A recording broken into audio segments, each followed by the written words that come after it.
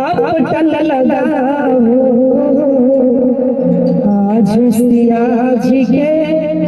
अपटन लगाओ मंगल गीत सुनाओ अपटन लागी रही आज मोर बबुआ के अपटन लगाओ म्यूजिक से 1 2 3 4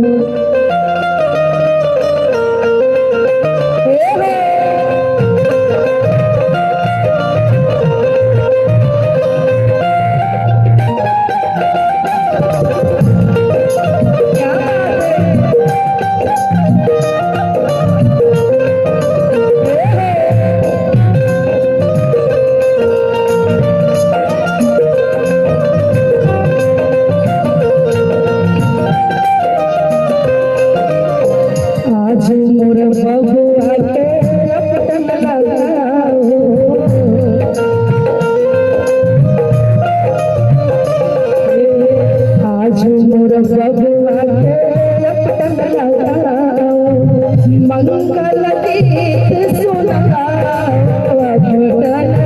लागी रही मंगल गीत सुनाओ अपटन लागी रही काठी कटोरी में आगर चंदन काठी कटोरी में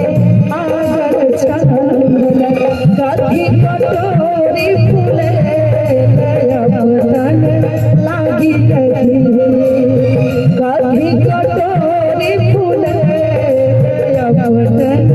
लागी रही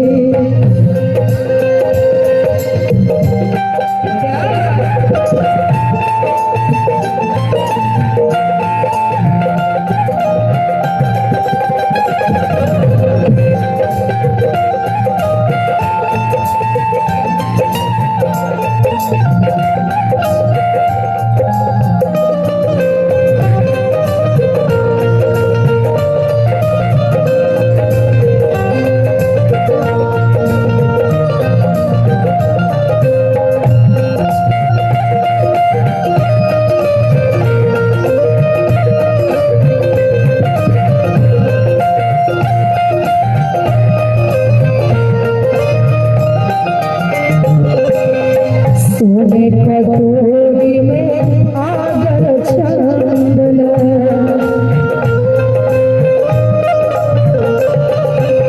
सोने कटोरी में आगर चंदन रूपे कटोरी फूले अपटन लागी रही रूपे कटोरी फूले अपटन लागी रही अपटन लगावे सुहाग वाली रे अपटन लगावे सुहाग वाली रे जुगे जुगती हाथों